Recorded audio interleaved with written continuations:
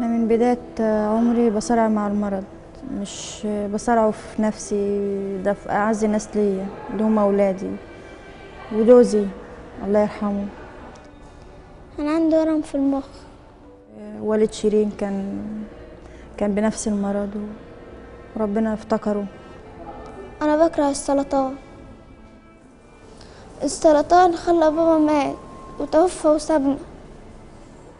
على طول اتفاجئت بأخوها التاني بعدها ما يكملش شهرين، بديت لقيت أخوها والآخر نفس الموضوع، جبته وجيت جري. أنا معرفش، أنا ممكن توفى وممكن لأ، ربنا هو العالم.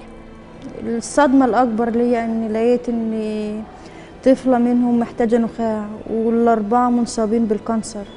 أنا كنت فاكرة أي حد بيجيله المرض ده بيموت منه، لكن لا، ده سبحان الله ربنا شفالي طفلة من الأربعة، وإن شاء الله عندي أمل كبير ومتفائلة تفاؤل كبير إن ربنا يشفي لي الثلاثة التانيين بإذن الله. ربنا أراد بالمستشفى ديت علشان خاطر أطفال الدنيا ما تروحش، معنى صح ما تموتش. رسالة من مستشفى 57-357.